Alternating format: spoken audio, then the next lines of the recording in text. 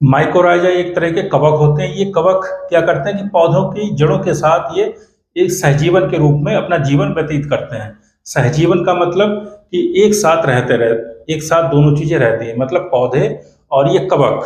ठीक है, एक तरह से क्या ये माइकोराइजा क्या है, कवक। कवक का मतलब फंगी, ठीक है, या जिसको हम फंगस बोलते हैं। तो ये इस तरह के कवक होते हैं जो कहाँ रहते हैं, पौधों की जड़ों में, ठीक है, रूट्स में। ये जो रूट्स होंगी और ये कवक, ये आपस में दोनों एक साथ रह के क्या करते हैं, सिम्बायोसिस। सिम्बायोसिस का मतलब सहजीवन, एक तरह से अपना जीवन, एक साथ जीवन व्यतीत करते हैं। इससे क्या फायदा होता है, इससे फायदा ये है कि जो पौधे हैं, ठीक है, मतलब रूट्स का मतलब प्लांट्स, प्लांट की रूट्स जो होंगी, ठीक है, तो ये प्लांट्स जो हैं ये इस कवक से क्या प्राप्त करते हैं, कुछ तत्व, जैसे हमारा फास्फोरस हो गया या फिर नाइट्रोजन। तो ये फास्फोरस और नाइट्रोजन को कवक पौधे के लिए प्रदान करवाता है, मतलब अवेलेबल करवाता है पौधे, जिससे अपना विकास करते हैं। और सेम इसी तरह से जो कवक है वो पौधों से क्या ग्रहण करता है, शुगर, मतलब कार्बोहाइड्रेट्स। ठीक है, इनको क्या कि प्लांट के जो प्लांट्स हैं या रूट्स हैं, ये इससे क्या प्राप्त करता है, हमारे कुछ प्लांट न्यूट्रिएंट्स। ठीक है, क्या प्लांट न्यूट्रिएंट्स, मेनली नाइट्रोजन, ठीक है, और फास्फोरस। ये दो जो पोषक तत्व हैं, इन दो पोषक तत्वों को जो पौधे हैं वो ग्रहण करते हैं, किससे, कवक से, फंगस से।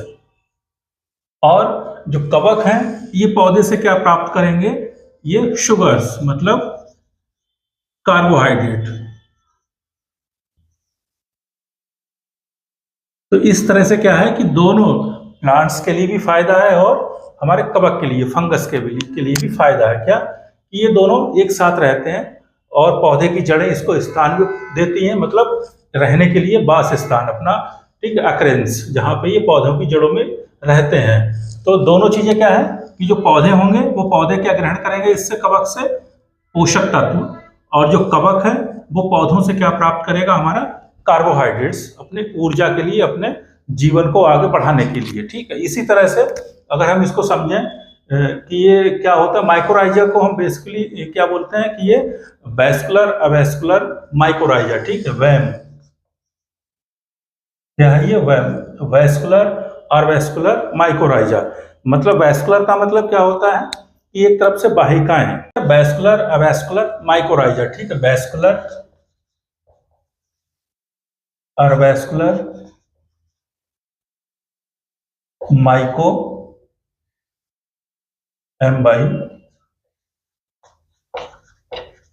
माइकोराइजा, ठीक है, वैस्कुलर अवैस्कुलर माइकोराइजा। वैस्कुलर का मतलब एक वाहिका, वाहिनी जैसी होती है ना, एक वेसिकल जैसी, तो उसको क्या बोलेंगे हम, वैस्कुलर। ठीक है, मतलब एक तरह से सिंपल सी, जैसे हाइफी होती है माइसिलियम की, तो उस तरह से एक सिंपल वेसिकल होगी, इसको क्या बोलते हैं हम, वैस्कुलर। और आरवैस्कुलर का मतलब क्या होता है कि पौधे की संरचना जैसी कुछ संरचना है।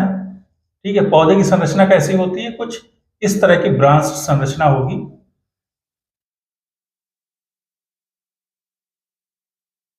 तो इस संरचना को हम क्या बोलते हैं, ये आरवैस्कुलर स्ट्रक्चर। ठीक है, तो इस तरह की जो हाइफी होगी उसको हम क्या बोलते हैं, अवैस्कुलर। तो इस तरह के कुछ हमारी फंगस होती है, मतलब फंगस का मतलब कवक होते हैं जिनकी संरचना कुछ किसी की इस तरह की होगी और किसी की वैस्कुलर इस तरह की होगी। मतलब ये क्या है, आरवैस्कुलर स्ट्रक्चर है और ये वैस्कुलर स्ट्रक्चर है। तो इस तरह की जो संरचना होगी, तो उस संरचना को हम क्या बोलते हैं कि ये वैस्कुलर अवैस्कुलर। और माइकोराइजा का मतलब मोनली हम किसके लिए यूज करते हैं, फंगस के लिए। तो ये एक तरह की फंगस होती है, फंगी होती है, कवक होते हैं जो कि इस फॉर्म में होंगे, वैस्कुलर फॉर्म में होंगे या फिर अवैस्कुलर फॉर्म में होंगे। मतलब इनकी मार्फोलॉजी इस तरह की होगी, वैस्कुलर या फिर अवैस्कुलर। ठीक है, सिंपल सी चीज, ये सिम्बायोसिस का एग्जांपल है। काय का एग्जांपल है, सिम्बायोसिस का। इसमें पौधे क्या प्राप्त करते हैं कवक से, अपने पोषक तत्व, नाइट्रोजन, फास्फोरस जैसे। ठीक है, और कवक क्या प्राप्त करते हैं, कार्बोहाइड्रेट और शुगर या शुगर। ठीक है, ये क्या, शुगर से क्या इसको होगा, ग्लूकोज ये एब्जॉर्ब करेगा। ठीक है, ग्लूकोज एब्जॉर्ब करने का मतलब जो भी इसका रिस्पायरेशन होगा, मतलब अपने श्वसन के लिए, अपने जीवन के लिए जो भी ऊर्जा की आवश्यकता होगी वो ऊर्जा इस कार्बोहाइड्रेट से प्राप्त होगी। और पौधे अपना जीवन यापन या अपनी वृद्धि करने के लिए, अपना विकास करने के लिए पोषक तत्वों का अवशोषण करेंगे। ठीक है, तो इस तरह की ये वैस्कुलर, अवैस्कुलर, माइकोराइजा भी इसको कह सकते हैं, और सिंपली हम माइकोराइजा बोलते हैं वैसे। और जितने भी हमारे प्लांट्स हो गए, प्लांट्स का मतलब क्या होगा, हर्ब्स और सर्ब्स।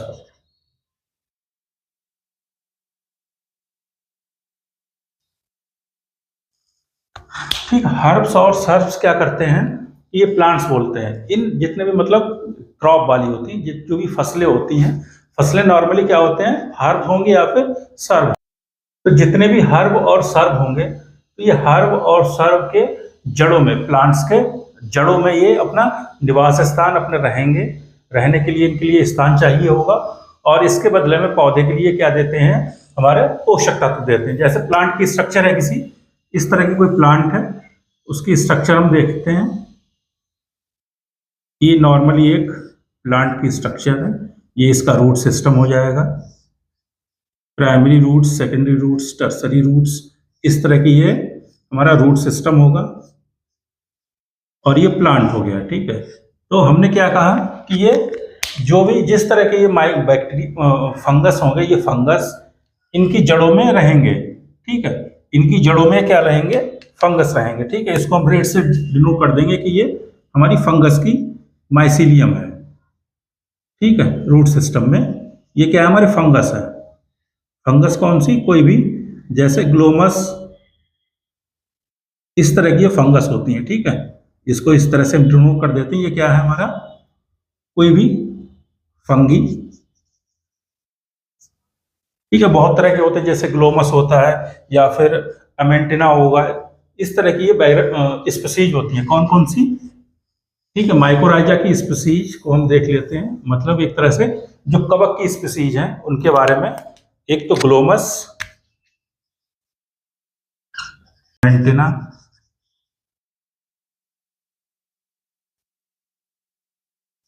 ठीक है, ग्लोमस एक तरह की क्या फंगस है, फंगी है। ठीक है, इसी तरह से अमेंडिटा और लकेरिया।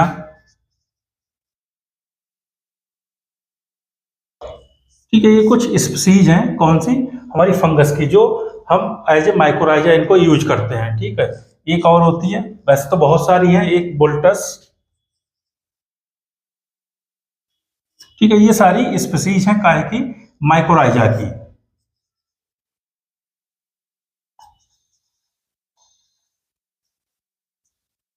इन माइकोराइजा की जो स्पीसीज हैं, इन स्पीसीज को हम क्या करते हैं, इसमें यूटिलाइज करते हैं सहजीवन में, एज ए बायो फर्टिलाइजर्स।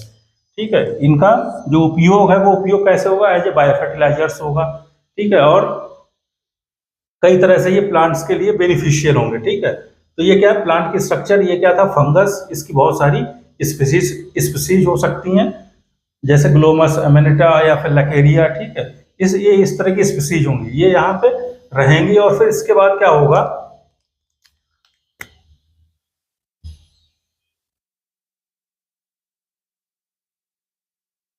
तो जितने भी हमारा पोषक तत्व होंगे, वो पोषक तत्व क्या अवेलेबल करवाएंगे, किसके लिए, इस पौधे की जड़ों के लिए। जड़ इस पोषक तत्वों को अवशोषित कर लेंगे। ठीक है, और जहां इनकी जरूरत होगी वहां इनको पहुंचा देंगे। इसके बाद अगर हम किसी फंगस की बात करें, इसके लिए तो क्या है,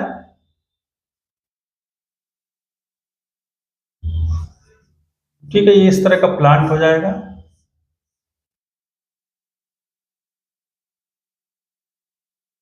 तो दोनों का क्या फायदा है कि पौधा जो है इनसे पोषक तत्व प्राप्त करेगा, फास्फोरस, नाइट्रोजन जैसे अन्य पोषक तत्व। और जो फंगस है, ठीक है, वो फंगस क्या प्राप्त करती है, हमारी शुगर, ये जिनको हम कार्बोहाइड्रेट, जो कि रिस्पायरेशन में यूज होगी। तो दोनों को फायदा है। अब इनके उपयोग क्या है कि अगर हम माइकोराइजा की बात करें या वैस्कुलर, अवैस्कुलर माइकोराइजा की बात करें, तो इनको हम किस तरह से अपनी फसल में या प्लांट्स में यूज कर सकते हैं। तो सिंपल 2-3 तरीके हैं, हम कैसे करेंगे, या तो हम इनको बीज का उपचार करेंगे। ठीक है, सीड ट्रीटमेंट, सीड बीज का उपचार। ठीक है, बीज के उपचार क्या, फसल बोने से पहले हम इस माइकोराइजा में फसल के जो भी दाने होंगे, जो सीड्स होंगे, बीज होंगे, उनको बीज को हम ट्रीटमेंट कर लेंगे, जो भी उसका तरीका होगा उसके माध्यम से। ठीक है, इसके बाद क्या है कि हम उसके सॉइल में मिला देंगे, सॉइल ट्रीटमेंट या फिर ड्रिप इरिगेशन।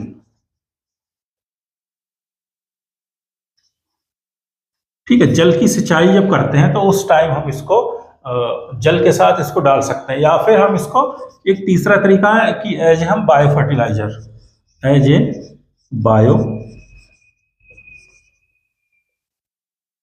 फर्टिलाइजर हम इसका यूज कर सकते हैं। तो ये क्या है, इसके उपयोग के तरीके। ठीक है, उपयोग के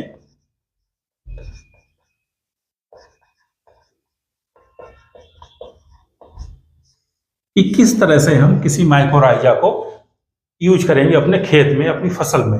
ठीक है, सीड ट्रीटमेंट कर देंगे फसल बोने से पहले, या फिर हम उसको पानी के साथ, जब पानी लगाया जाएगा फसल में उसके साथ उसको मिला देंगे, या फिर हम उसको बायो फर्टिलाइजर के रूप में खेत में डाल देंगे। तो इन तीन तरीके से हम क्या, माइकोराइजा को हम यूज करते हैं अपनी फसल में। बायो फर्टिलाइजर्स के उपयोगिता की बात करें, उपयोगिता का मतलब इंपॉर्टेंस। ठीक है, इनका इंपॉर्टेंस या फिर उपयोगिता की बात करें तो उपयोगिता में क्या है कि इनका जो जड़ों का विकास है, अगर किसी भी फंगी है, किसी जड़ के मतलब जड़ तंत्र में वो उपस्थित है, तो उससे क्या है कि जड़ों का विकास अच्छा होगा। ठीक है, तो जो रूट सिस्टम है किसी भी पौधे का, किसी भी क्रॉप का, ठीक है, तो वो रूट सिस्टम क्या होगा, स्ट्रांग होगा। ठीक है, रूट सिस्टम स्ट्रांग होगा या फिर ज्यादा फैलाव होगा रूट का। जब जड़ का ज्यादा फैलाव होगा तो क्या है कि जितने भी पोषक तत्व हैं वो आसानी से और ज्यादा से ज्यादा पौधा अवशोषित करेगा। तो ये किसका फायदा है, किसका, माइकोराइजा का, मतलब इंपॉर्टेंस एक तरह से, या उपयोगिता इसको कह सकते हैं। इसके बाद क्या है कि कुछ पोषक तत्वों की जो उपलब्धता है, तो पोषक तत्वों की उपलब्धता आसानी से प्राप्त होंगे। ठीक है, अवेलेबिलिटी ऑफ न्यूट्रिएंट्स, मतलब अगर इसमें माइकोराइजा उपस्थित है जड़ों में तो क्या होगा कि जो हमारे पोषक तत्व हैं वो आसानी से पौधे के लिए उपलब्ध हो जाएंगे। ठीक है, इसके बाद जो हमारी क्रॉप की वृद्धि है, क्रॉप ग्रोथ, ठीक है, फसल की वृद्धि है, तो इनके उपस्थित होने से फसल हमारी अच्छे से वृद्धि करेगी। ठीक है, अपना विकास करेगी, अपनी और वृद्धि करेगा। ठीक है, इसके बाद क्या है कि जितने भी हम इसको कैसे उपयोग करते हैं, एज ए बायो फर्टिलाइजर्स। ठीक है, एज ए बायो फर्टिलाइजर्स।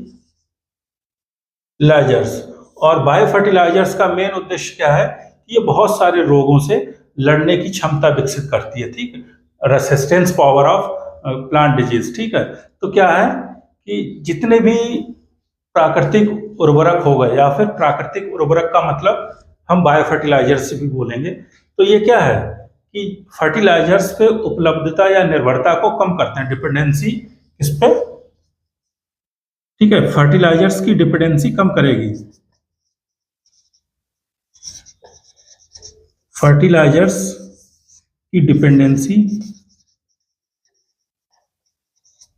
कम करेगी। ठीक है, डिक्रीज करेगी।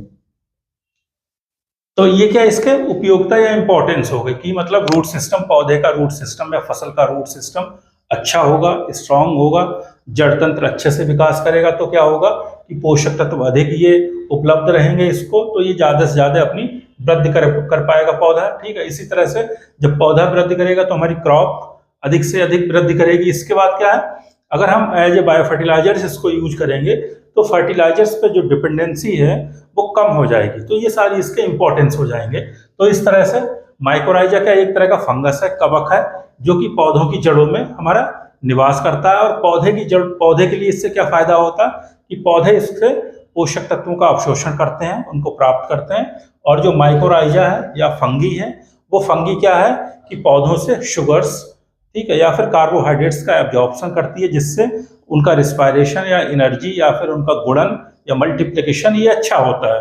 तो दोनों का एक तरह का क्या है, सहजीवन है। ठीक है, ये क्या है, माइकोराइजा, और ये रूट्स हो गई। ठीक है, रूट्स। तो ये क्या, एक तरह की क्या है, सिम्बायोसिस है। सिम्बायोसिस का मतलब सहजीवन।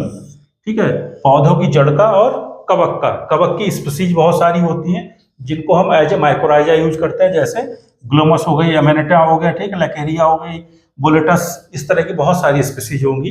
इनको हम और ये हर्ब्स और सर्ब्स में ही नहीं, कुछ हमारे बड़े जो वृक्ष होते हैं जैसे पाइन्स हो गए, उनमें भी हम माइकोराइजा को देखते हैं कि उनके साथ साथ ये ग्रो करती है माइकोराइजा। ठीक है, तो वहां से हम इनको कल्चर भी कर सकते हैं।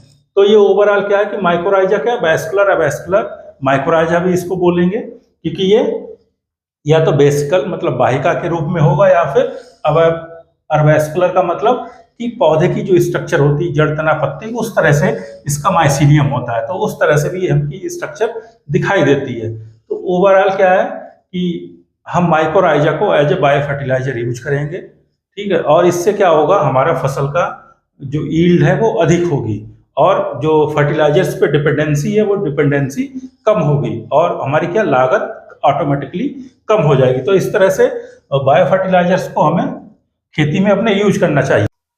अगर हम माइकोराइजा की बात करें तो माइकोराइजा का एक तरह से हमारे जड़ों का विकास अधिक करता है। तो जड़ों का विकास का मतलब कि अगर हम जड़ों के विकास का अध्ययन करें तो उसको हम क्या बोलते हैं, राइजोस्फीयर। ठीक है, ये रूट सिस्टम, इसको हम क्या बोलते हैं, राइजोस्फीयर।